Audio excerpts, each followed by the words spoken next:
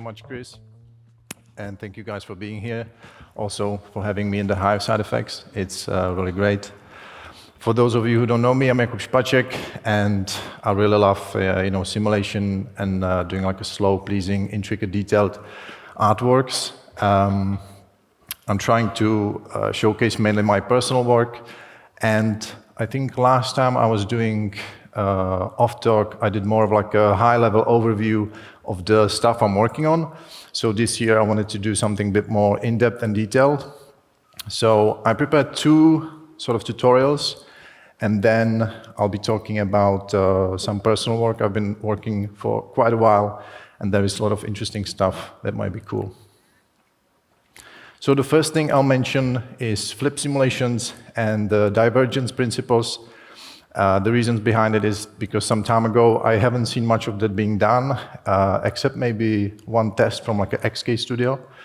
And then I'll talk about some rigid body dynamics and like a slow motion effect, which is not necessarily linked to only RBD solver, but can be replicated in any other solvers. And then my personal digital art collection, the origins. So I'm going to start by playing you the iterations of the flip simulations. The idea behind the project was like to try to test these divergence principles as much as possible, and also collaborate with as many sound designers as possible and watch them observe how they tackle the sound design, because none of those things would really have like a realistic sound.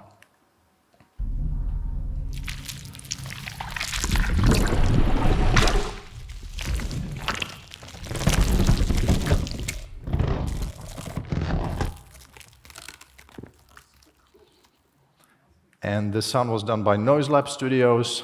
Now we're going to have a look at another one, my favorite.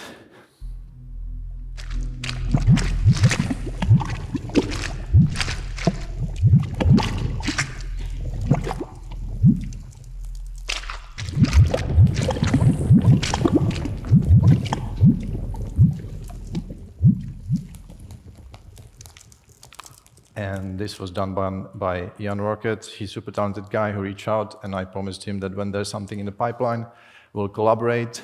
Another one was done by Echoic Audio. Amazing guys with attention to detail.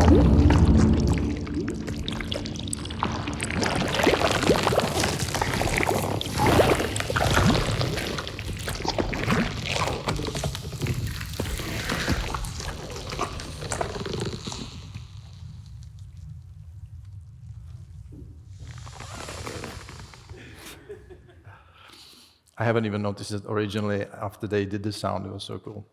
And then I did some sort of crazy test. And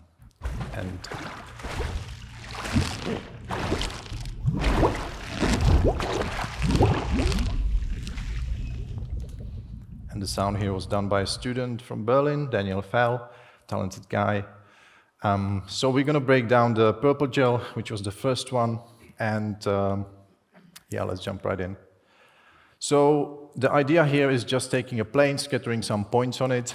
I'm using this handy expression, floor, and we're using time to offset the seat, essentially. And we're copying the source on these points. So it's a basic sphere. We have a flip source, and we're transferring the UV attributes on it. I'm running some noise through it, so it has a variation. And then to give a different class every time it goes into the simulation, I'm using the same sort of expression just to match the timing. And lastly, we want to initialize all the attributes that will go into the simulation, because we will be using subsolver and transferring different attributes or working with different attributes later on. So this is the basic setup for the flip solver. We want to make sure that we're working with divergence and viscosity attributes. It's a relatively basic setup. We're using collision object, gravity, ground plane, all of this. The source is incoming from volume source, and we're using subsolver. So to achieve this effect, you want to set up a few things. And usually when I work with simulations in general, I'm always using some sort of triggers that control how the effect is being propagated. So here we have a counter. basic principle, if the velocity is smaller than a certain value, start adding counter attribute, and the decimal amount will give you how long it takes to reach certain value. I like to duplicate this process and have sort of another counter, so I can have additional effects afterwards coming from the original value. To set the divergence, I'm using channel ramp, and that's coming from the blend. And we're just using sort of ramp up to give it the value and kill it down over time. The reason behind it is that we don't want the liquid to keep expanding infinitely, but have some sort of R-directed behavior. And what will drastically affect how the liquid is expanding is the viscosity. So here I'm starting with a relatively low viscosity for longer amount of time, and then solidifying it as quickly as possible to get the desired result. Now, with this specific test, the purple gel, what I wanted to achieve, because during COVID I love to bake bread, so I wanted to achieve this effect where at the very end where the expansion happens, I want to have a separate area at the top of the surface that will be sort of opening and having different visual properties. To achieve it, I'm utilizing the class attribute during simulation in the subsolver. And here what we are seeing is essentially taking each blob separately, turning it into a surface, giving it normals, and then I can transfer those normals that are living on a point attribute to the flip simulation. And with the simple Wrangler, this was probably the most used expression I'm using. Maybe like 10 years ago, I found it on a CG Wiki from One and Only. And it gives me this ability to control, based on the orientation of the normals, the area of the surface. So here I just want the upper area, and this will be used later on. Here I'm testing some extreme values to see whether the threshold where the old and new liquid is connecting, so there's no like intersection and stuff like that. And later on, we just want to cache it on a disk. You get rid of all the attributes you don't need. That's the standard workflow. And now I'm just using remaps, really simple, to match the values for viscosity and my attributes that I'm using in the simulation. And potentially, you can just duplicate it and have a, duplicate attributes, so you can multiply different materials. So here I'm just blending two materials, and then another attribute is taking care of the roughness and drying out and the additional effects. Now, before we look at the surface, what I like to do when I work with liquid simulations and collision objects, I'm creating this kind of like a reverse wet map, and it gives me this distance attribute, so I can control what I will do in post on the surface versus the area where it's touching the collision. So here we have the surfacing. This is pretty standard workflow, particle fluid surface. I'm just matching the particle separation from the dynamics, and I want to make sure to enable a subtract collision volume to have this clean touching area where it's touching the collider. Now, why am I duplicating this process? So in the subsolver, I managed to create the bake attribute. But if I would just transfer the attribute on the simulation afterwards and then blur it, it would sort of spread out between these sort of blobs without respecting which one is older and which one is newer. So I'm just running it through for each and doing the blurring there and then bringing it back to the surface. And this gives me the option to drive maybe displacement and other material properties through different moments in the simulation. Here's another extreme example. So everything is working the way it should. And for the distance attribute, essentially the only reason in this case was to remain that fine edge where it's touching the collision object. So here I'm using blur attribute, and the distance is living in the weight attribute property, and just gives me this nice result. And lastly, I wanted to have a different set of UVs for the area of the bake, which is living at the top, versus the UVs that are coming from the simulation, and they can be all mixed up and sort of deformed. And here are some of the results you can get with different materials and blending the UV areas. And yeah, because you've been such a nice audience, here's a little making of reel.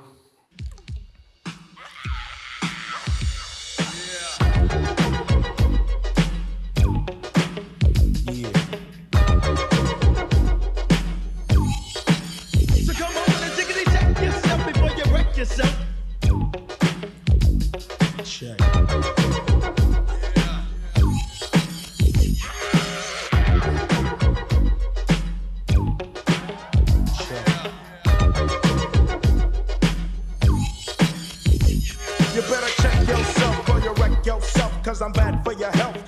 I'm real stealth, dropping bombs on your moms, kill car alarms. Doing foul crime, I'm that brother with the Alpine soda for 6, so always let tricks know and friends know we got that endo. No, I'm not a sucker, sitting in a house of pain, and no, I'm not the butler. I'll cut ya, head butt ya. You say you can't touch this, and I wouldn't touch ya. Punk, you a sucker. Here to let you know, boy.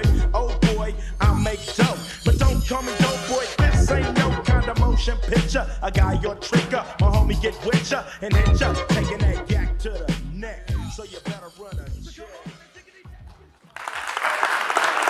Thank you. Hopefully there will be Goo version 2 later this year. So another project I want to talk about was a project I worked with Man vs. Machine LA, great bunch. They provided me the video.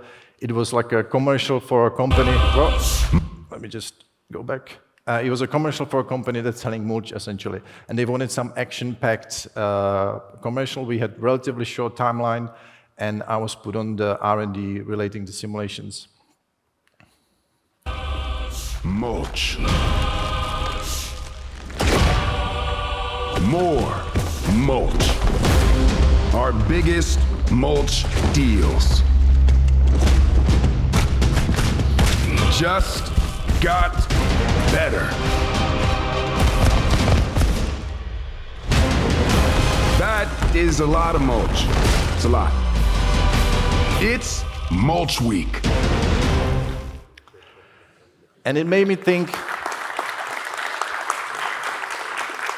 thanks.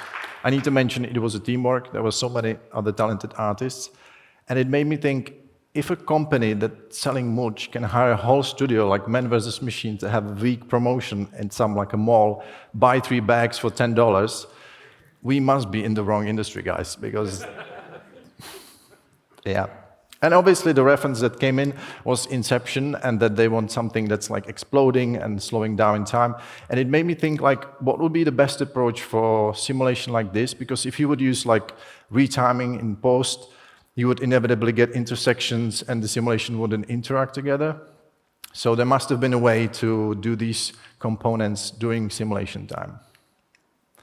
So we're going to start by creating the mulch pieces, and the workflow for this can be used not just for mulch, but can be used for doing grass instances, wood shavings, metal shavings, and all other kinds of workflows. But in this particular case, it's just about wood. So the classic one, you scale it down, you fracture it, scale it back up. Here I get rid of some of the larger pieces, so everything is sort of averaged. And we bring it into for each. Because the pieces are scattered all over, we want to bring them into 0 position. So you pack it, you give it, position equals 0, and then you unpack it and can do all kinds of procedures on top. So here I'm just fracturing it again to have more pieces and dividing it so I have more definition to work with. I'm also setting attribute class so I can have sub for each within the for each later on. I split it into a few different visual looks. So the first one was to procedurally align the bend deformers for each of the instances, so I can, perfectly align the effect of the deformer.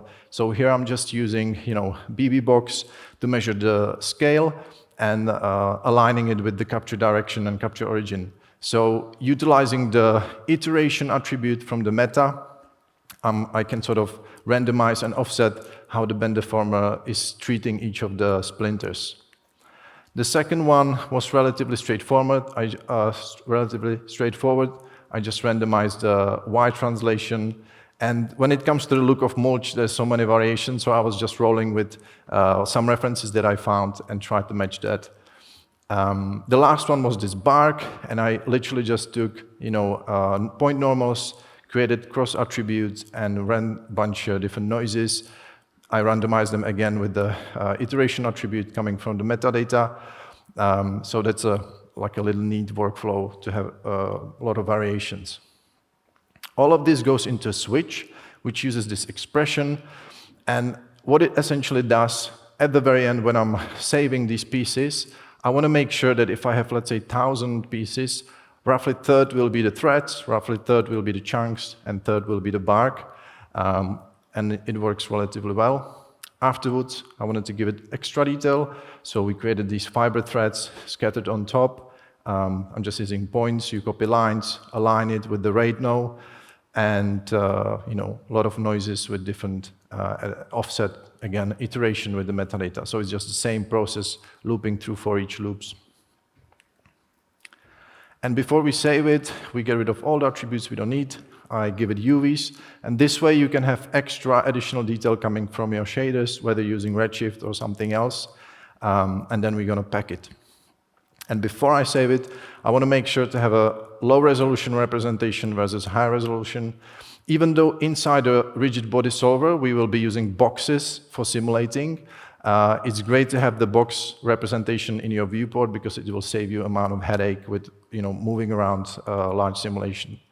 So the result inevitably gives you a lot of variety, and you can do 100,000 or 100,000. It really doesn't matter. Everything will be packed. And I'm just copying the attribute name, so everything is correctly named when we instance these pieces on points. So we had like this color palette of different Mulch variations. And with some Redshift noises and details, you can get a lot of details from this. You could potentially use the displacement, as I mentioned, but then you can go really, really heavy. So I created this flower bed very quickly for the R&D purposes, just boxes and UVs. But I wanted to have a procedural way of thinking about the area, how the mulch will be distributed. So here I'm essentially creating this bounding box with some sort of wavy surface, and this way I can save time by introducing only the mulch that will live in this area. I'm using grains to distribute the points, and obviously I don't want it to be uniformed, so I uncheck that, have it relaxed so they don't intersect, and then I'm using that information to copy the instances. So here I'm using the low resolution boxes to be instanced. This is relatively straight workflow. You're just getting the piece attribute from the prim number and the attribute from pieces, and copy to points using this piece attribute to copy everything properly. I'm just randomizing the piece scale, the orient, and again, I'm going to initialize the attributes that I need in the simulation. So this is the high resolution pieces. And now let's have a look at the simulation. So instead of using static object as a collider, I'm using packed surface and the flower bed. So I make sure that the auto-fit is checked. This way, each of the components of the flower bed will have a box assigned automatically. Then we have the surface, which is obviously concave because it's deformed. And lastly, the mulch pieces, where the georepresentation is box, which will save us a lot of simulation time. Now, the first issue that we get with rigid body dynamics, obviously it's jittering and it never wants to stop. So we're going to introduce this sleeping agent. The reason why I call it sleep, because grain simulation have embedded auto sleep naming convention. So here it's straightforward. We have conditions. If your velocity is smaller than a certain amount, start reducing velocity and start reducing pivotal velocity. And once you reach very, very low velocity, you totally deactivate. So this works, and we can move on with figuring out how to slow motion the animation later on. So what we need for this explosion effect is a force. In this case, it's this little anxious worm, and it's just a line moving through with some sort of random p-scale, and Metaball takes care of everything. To be honest, I'm probably using only Metaball ever because it's such a handy way to have a force effect in your simulations. And the force node gives you either rotational or axis direction for your force. It's pretty basic. So now this will be what will drive everything. So let's jump into the subsolver. Inside the dynamic, we want to have our subsolver set up. And here I'm taking the Boolean force, which is the shape that controls everything. I fill it with points, and essentially then I want to make sure that it starts and finishes at the desired time. So here at the frame 70 it starts, then it kicks off into null, which disables it. I give it attribute active and transfer it onto the mulch pieces. And I want to make sure I'm transferring it on the destination group mulch, otherwise I could reactivate the packed primitives of the surface and the flower bed, and it would explode apart. So this gives me the active attribute again. You can see it activates. and here's the simulation when it explodes. So this works. I have my metaball force set up, same 70 frame, 250 frames it disables, and I'm just unchecking the mass, and this will essentially give me more variety how the smaller pieces react and how the larger ones are behaving slightly different. So now how do we slow this down to get that effect that I was after? I'm introducing another attribute blast. Again, we transfer it onto the Mulch pieces, but in this way, the value becomes immediately full value, which we don't want, and we want to slow it over at least a certain amount of frames. So I'm creating another counter, and essentially, if the blast is larger than 0, just start adding this counter attribute. And here you can see that it gradually shifts into the value I want. Maybe if it's too slow, I can fit it and have it happen in a shorter time. So now this effect will work by introducing forces like drag, spin drag, and gravity, where I can control how the forces will essentially behave across the simulation. The issue that is happening here, that now the sleeping agent, because it's running based on velocity, is looking at these pieces that are very slow midair and putting them asleep. So that is an issue we need to fix. The solution I figured for that would be easiest, sign distance fields coming from VDB, and I only wanted to be concerned with the horizontal surfaces, because if the piece would be falling next to a vertical one, I don't really want to be thinking about falling asleep there. So we have two, which is one for the edge and one for the surface and the bottom. The reason why I separated into two, which have different sort of sensitivity, is that maybe on the edge, some of them can still live longer and fall over, etc. So here I'm just measuring the volume sample position of the SDF, and then it's embedded into the condition. So if you're close, then you can fall asleep. And here's the resulting fix.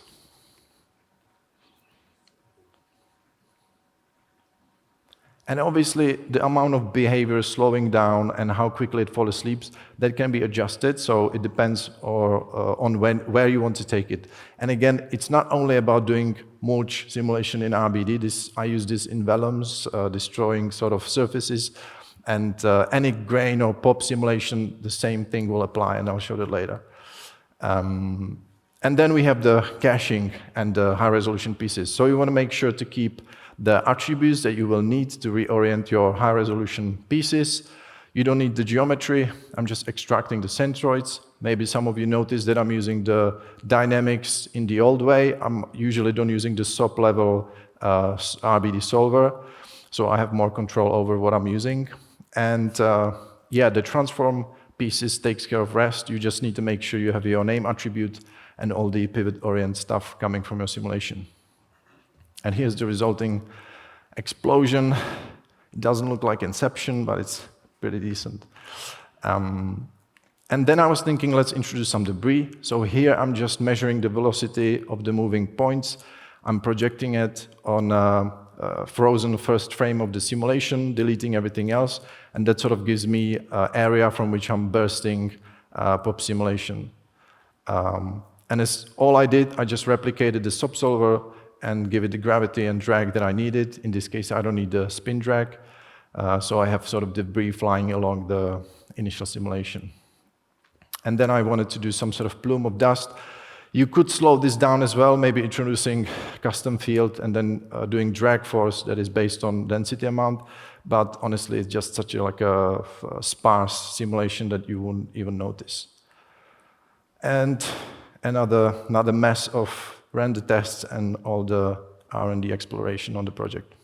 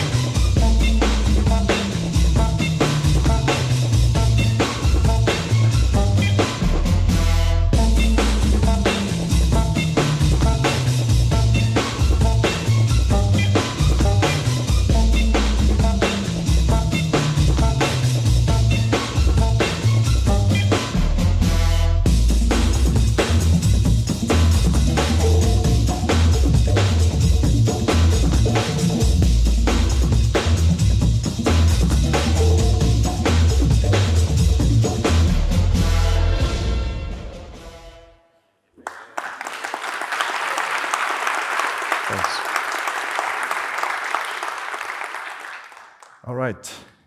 So the last thing I want to talk about, I couldn't stand here authentically talking about what I've been working on if I wouldn't mention the origins. It's a project I've been working on for years, and eventually I had to find the right people to work with after initial disappointments. The first time I talked about this project was actually at OFFF, I think 3-4 years ago. And pardon my French, back then it was just a little turd in diapers compared to where it's built now.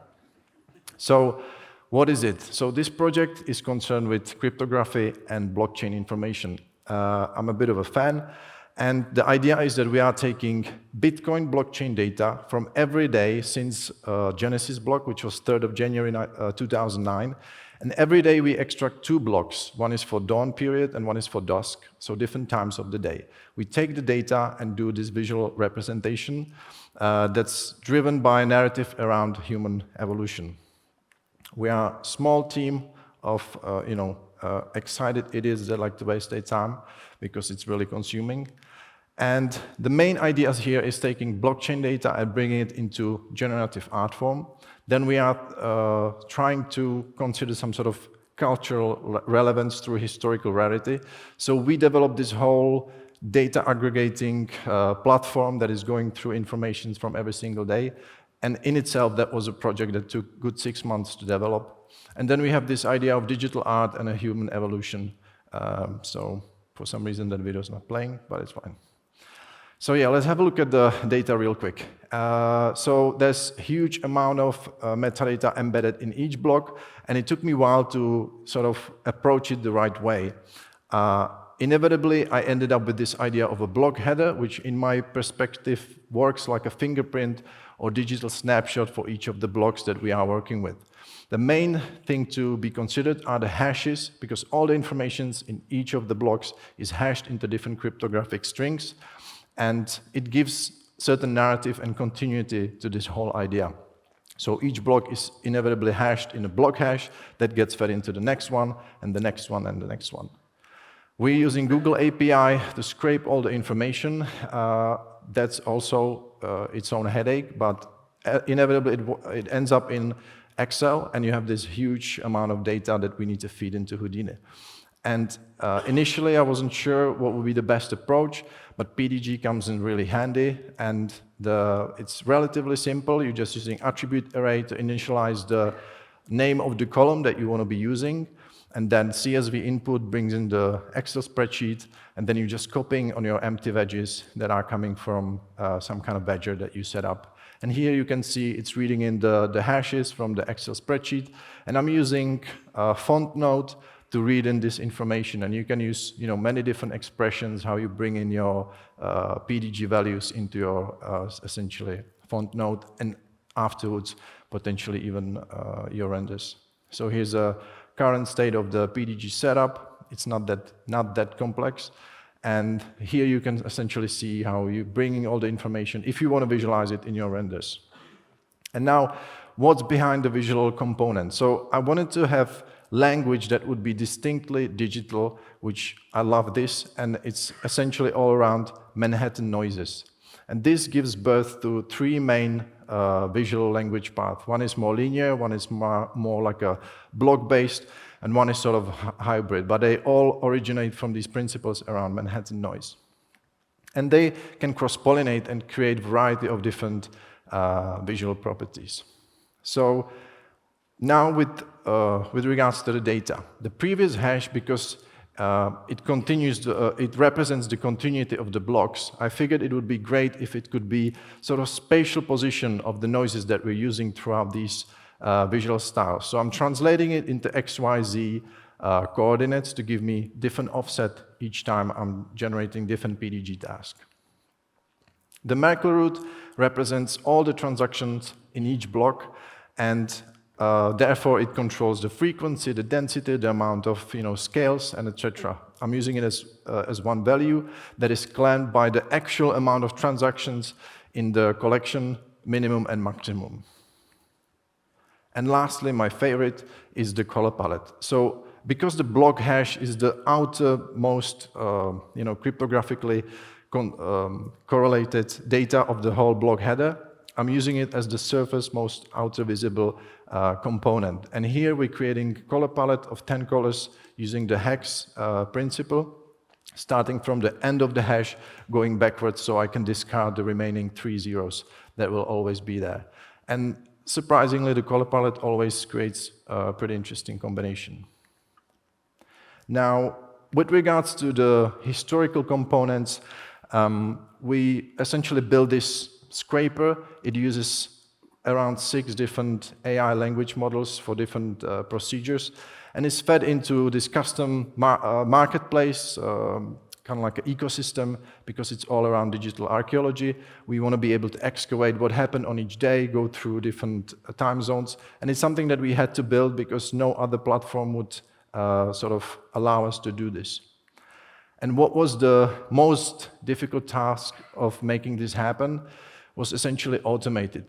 Because it regards maybe more than 10,000 different video sequences, we needed to have an automated pipeline. So from the moment the Excel spreadsheet gets uploaded into our admin structure and written on the blockchain, that then translates it into decentralized platforms through Piñata, it initializes servers on AWS, and then we had to build custom render farm or deadline cloud. I would highly discourage everybody doing anything on AWS because it's crazy. But they do have a support for rendering through Houdini and Redshift with automated licensing. So essentially, if you are a small studio, you can have your own farm running on deadline. Surprisingly, it can get cheaper than the commercial farms out there. But we were not able to collaborate with any other farms because they would not be able to facilitate the automation that we needed to achieve. So here, every video gets rendered, sequence is created, and then a watchdog that's using FFmpeg will create an MP4. It gets stored on our S3 bucket, which is kind of like a cloud storage, and then the smart contract that is taking care of all the logistics will update the digital artwork.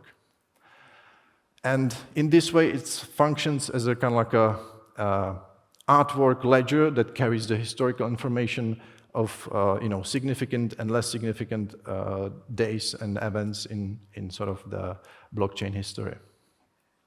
And concerning the artworks, so the whole narrative around the human evolution is just looking at our technological progress since the beginning of times, and we're going through some very ancient ideas of primordial sort of gradual evolution through historical, medieval, and sort of times of discovery. And the idea is that each block will inevitably have a different visual components and is being randomized and either randomized or directly driven by the data from the block header. So this way we have like a plateau of different visual styles for each of the years since 2009. And yeah, it should continue as long as Bitcoin continues, and we'll see where it leads. We have and this is actually an example of some of the workflows. So a lot of the times I need to be in 3D space or bring it into 2D space. I'm also utilizing Copernicus. So one of the languages, it gives me these lines. I can bring it into Copernicus, create a texture from it, and then the remaining geometry essentially serves as a carrier for that UV information. It's a massive setup for each of the visual languages, and hopefully, in the future, I will be able to do separate tutorials for how to generate these structures, because these structures could be used, for other things and potentially projects. So that's the idea behind the origins. And we have a beautiful website full of Easter eggs. So if you're interested in automated workflows, give it a look. And yeah, also custom ecosystem. And that's pretty much it, guys. So thank you so much.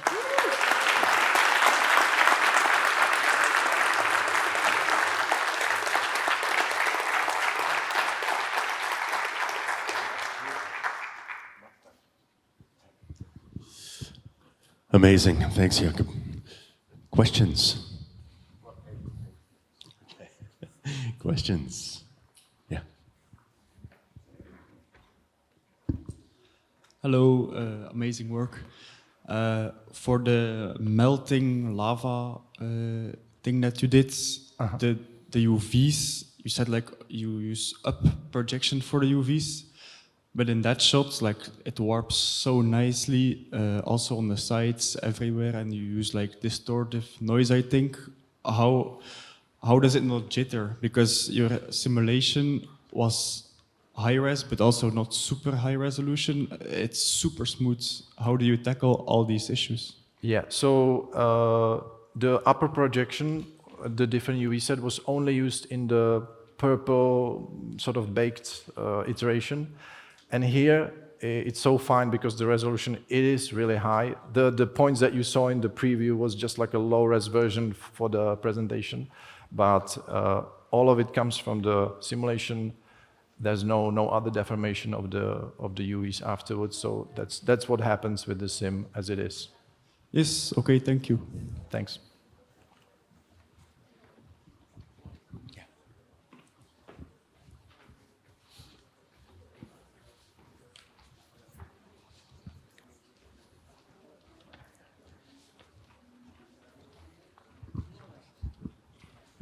Hi. Hey. Nice talk, by the way. About the Origins project, did you ever think on doing it like real time, like web-based or something like that? Yes, I did think about it, but the idea of translating everything, including shaders, into Unreal or like some real-time stuff, it would be probably another few years to put it there. I don't know. Yeah, it's a difficult one because a lot of the shaders and materials are also controlled by the data. So then it's already built in Redshift, and the whole pipeline works on it. Also the licensing of the farm and everything. But it could be a route in the future, maybe for like a smaller collection or something like that. Yeah. Yeah. Thanks. Other questions? Yeah.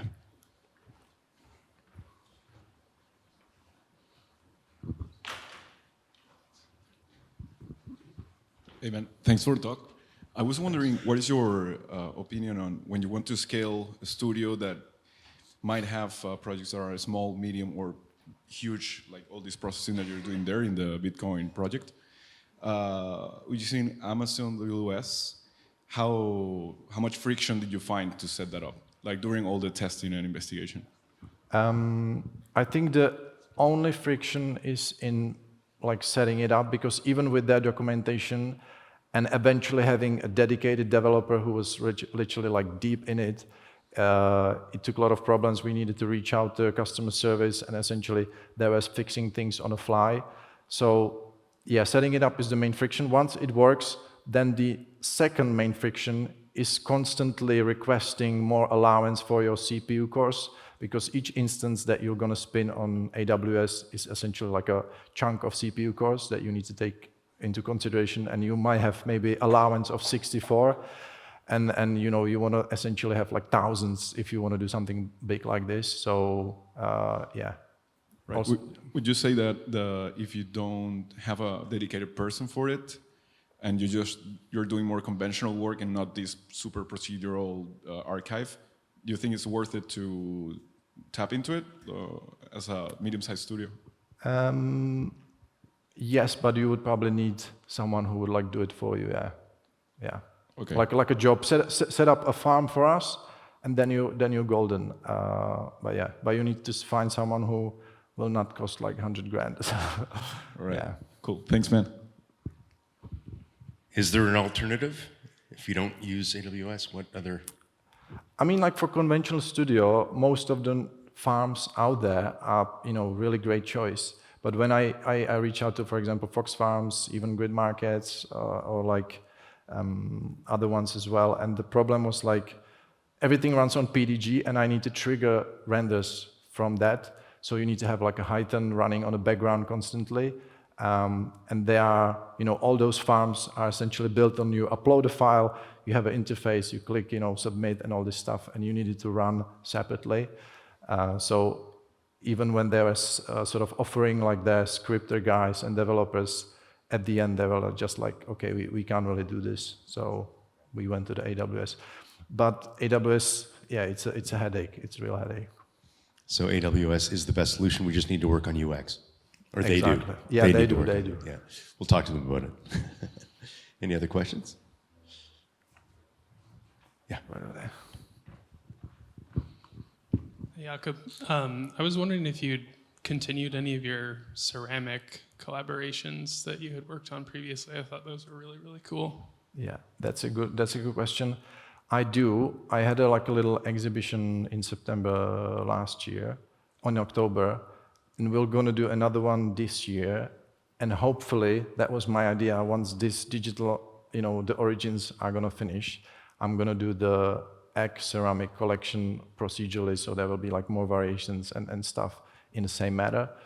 But yeah, it's just all about time and energy. But I do want to continue with the Seraflow is that would be my biggest passion essentially. But this just consumed me for a long time. Yeah. Cool. Looking forward to it. Anyone else?